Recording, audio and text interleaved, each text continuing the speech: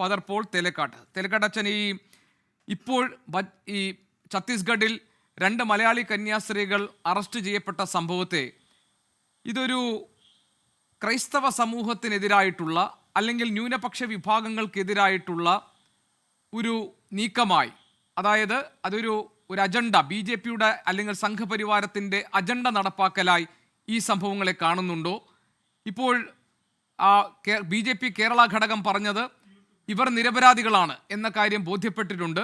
അത് ഛത്തീസ്ഗഡ് സർക്കാരിനെ അറിയിക്കുകയും ജാമ്യാപേക്ഷയുടെ ഘട്ടമെത്തുമ്പോൾ പ്രോസിക്യൂഷൻ അതിന് അനുകൂലമായൊരു നിലപാട് സ്വീകരിക്കുമെന്നുമായിരുന്നു. അങ്ങനെ ഇന്ന് ഉണ്ടായതുമില്ല. ഒരു അവിശ്വാസം ഈ കാര്യത്തിൽ BJPയുടെ സമീപനത്തിൽ സഭയ്ക്ക് തോന്നുന്നുണ്ടോ? Father Paul Thelakkat. BJPയുടെ സമീപനം ഒരു ഇരട്ടത്താപ്പാണെന്ന് ബോധമുള്ളവർക്ക് എല്ലാവർക്കും അറിയാം. ഇത് ഒരു ഭരണകൂട ഭീകരതയാണ്. നിങ്ങൾ ആ പോലീസ് സ്റ്റേഷനിലേക്ക് നോക്കുക. അവിടെ നിന്ന് ഞാൻ കണ്ട ദൃശ്യങ്ങൾ ഞാൻ പറയാം. നമുക്കറിയാം, ദുർഗ പോലീസ് സ്റ്റേഷനിൽ ജ്യോതി ശർമ്മ എന്ന് പറയുന്ന ബജ്രംഗ് ദളിൻ്റെ ഒരു പ്രവർത്തക അവിടെ പോലീസ് സ്റ്റേഷനകത്താണ് ഈ കന്യാസ്ത്രീകളെയും അവരുടെ കൂടെ വന്നിരിക്കുന്നവരെ ഭീഷണിപ്പെടുത്തുകയും അവരോട് വാക്കയറ്റ് അവർ കർശനമായി താക്കീത് നൽകുകയും അവരെയൊക്കെ ഞാൻ ആക്രമിക്കുമെന്ന് പറയുകയും ചെയ്യുന്ന ദൃശ്യങ്ങൾ ആർക്കും കാണാവുന്നതാണ്. ഇതെങ്ങനെയാണ് ഇന്ത്യയിലെ ഒരു പോലീസ് സ്റ്റേഷനിൽ ഏത് സംഘടനയ്ക്ക് കയറി വിസ്തരിക്കാമോ, ആക്രോശിക്കാമോ, ആളുകളെ പിടികൂടാമോ എന്നൊക്കെയുള്ള ചോദ്യം വളരെ വിചിത്രമാണ്. അതുകൊണ്ടാണ് ഞാൻ പറഞ്ഞത്, ഇത് BJPയും അവിടെ ഛത്തീസ്ഗഡിലെ സർക്കാരും ബജറംഗ് ദളും എല്ലാം സംഘടിതമായി നടത്തുന്ന ഒരു ഭീകരപ്രവർത്തനമാണ്. അതിൻ്റെ പുറകിൽ നിൽക്കുന്ന വ്യക്തമായ അവരുടെ പ്രത്യയശാസ്ത്രം തന്നെയാണ്. അത് ഹിന്ദുത്വമാണ്, ഹിന്ദു രാഷ്ട്രമാണ്. ആ ഹിന്ദു രാഷ്ട്രത്തിന് ശല്യമായി, അപകടമായി 2014 ഇൻ്റർനാഷണൽ ഹിന്ദു കോൺഫറൻസ് പ്രഖ്യാപിച്ച 5 മലീഷ്യസ് നിങ്ങൾക്ക് എല്ലാവർക്കും അറിയാവുന്നതാണ്. അതിലാണ് മിഷണറിമാർ വരുന്നത്. ആ മിഷണറിമാർ അവിടെ വരുന്നവരെ പീഡിപ്പിക്കുക അവരുടെ വ്യക്തമായ അജണ്ടയാണ്, അവരുടെ വ്യക്തമായ പോളിസിയാണ്. ഇവിടെ തൃശ്ശൂരിലെ അച്ഛന്മാരും കന്യാസ്ത്രീകളും അവർ വോട്ട് ചെയ്ത് സുരേഷ് ഗോപിയെ ഏൽപ്പിച്ചു. എന്താണ് സുരേഷ് ഗോപി അതിനകത്ത് പറയുന്നത്? കേരളത്തിലെ ജോർജ് തെരിയനൊക്കെ അടക്കമുള്ള ആളുകൾ പറയുന്നത് എന്താണെന്ന് എനിക്ക് മനസ്സിലാകുന്നില്ല. അത് അവർക്ക് പരിചിതമായ ഇരട്ടത്താപ്പിൻ്റെ ഭാഷയാണ്.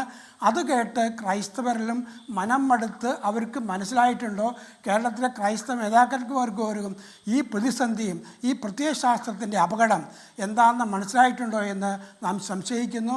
അതാണ് വലിയൊരു നമ്മുടെ ഏറ്റവും ഈ സമീപകാലത്ത് നമ്മൾ കേരളത്തിൽ കണ്ടത് ഈ സമീപകാലത്ത് നമ്മൾ കേരളത്തിൽ കണ്ടത് ക്രൈസ്തവ സഭകളുമായി കൂടുതൽ നല്ലൊരു ആത്മബന്ധം രൂപപ്പെടുത്താൻ അല്ലെങ്കിൽ അത് സൃഷ്ടിച്ചെടുക്കാൻ വേണ്ടി BJP നടത്തുന്ന ശ്രമങ്ങളും അതിനോട് അനുകൂലമായ രീതിയിൽ അതിനോടൊരു മൃദു സമീപനം പുലർത്തുന്ന സഭയുടെ നിലപാടുകളുമൊക്കെയാണ്. മാത്രമല്ല, എപ്പോഴൊക്കെ ന്യൂനപക്ഷ വിരുദ്ധ ഹിന്ദു രാഷ്ട്ര സങ്കല്പം ഈ സർക്കാരിൻ്റെ ഒരു അജണ്ടയായി പ്രവർത്തിക്കുന്നുണ്ടോ എന്ന ചോദ്യങ്ങൾ ഉയരുമ്പോഴൊക്കെ പ്രധാനമന്ത്രിയുടെ സബ്കാ സാത്ത് സബ്കാ വികാസ് സബ്കാ വിശ്വാസ് എന്ന അദ്ദേഹം പറഞ്ഞുകൊണ്ടിരുന്ന ആ മൂലമന്ത്രമായിരുന്നു BJP എടുത്ത് പ്രയോഗിച്ചു കൊണ്ടിരുന്നത്. അപ്പോൾ ന്യൂനപക്ഷങ്ങളുടെ സംരക്ഷകർ കൂടിയാകുന്ന അല്ലെങ്കിൽ നീതിന്യായ സംവിധാനങ്ങളൊക്കെ കൃത്യമായി പ്രവർത്തിക്കുകയും നീതി ഉറപ്പാക്കുകയും ചെയ്യുന്ന ഭരണഘടനാനുസൃതമായി ഭരണം മുന്നോട്ട് കൊണ്ടുപോകാൻ പ്രാപ്തമായ ഒരു നേതൃത്വം ഉണ്ട്, അതാണ് BJP എന്നവർ പറഞ്ഞുകൊണ്ടേയിരുന്നു. അതുകൊണ്ട് ന്യൂനപക്ഷ സംരക്ഷണത്തിൻ്റെ കാര്യത്തിൽ പ്രത്യേകിച്ച് സംശയത്തിനൊന്നും ആവശ്യമില്ല എന്ന് പറയുകയും ക്രിസ്മസ് സമയത്ത് പ്രധാനമന്ത്രി ക്രൈസ്തവ ദേവാലയത്തിലെത്തുന്നതും സഭാ നേതൃത്വം പ്രധാനമന്ത്രിയെ കാണുന്നതും കേരളത്തിൽ തന്നെ BJP നേതാക്കൾ അരമനകളിലെത്തി സന്ദർശിക്കുന്നതുമൊക്കെ ഈ സമീപകാലത്ത് നമ്മൾ കണ്ട പ്രധാനപ്പെട്ട സംഭവങ്ങളായിരുന്നു. അതിലൊന്നും ന്യൂനപക്ഷ വിഭാഗങ്ങൾക്ക് BJPയിൽ ഒരു ആശ്രയമോ പ്രതീക്ഷയോ വെച്ച് പുലർത്താൻ പാകത്തിൽ അതൊന്നും രൂപപ്പെട്ടിട്ടില്ല എന്നാണോ തേലക്കാട്ട് അച്ഛൻ പറയുന്നത്? ഈ ഒരൊറ്റ സംഭവം കൊണ്ട് ന്യൂനപക്ഷങ്ങളുടെ അവകാശങ്ങൾ സംരക്ഷിക്കും BJP എന്നുള്ള വിശ്വാസം നഷ്ടപ്പെട്ടു എന്നാണോ?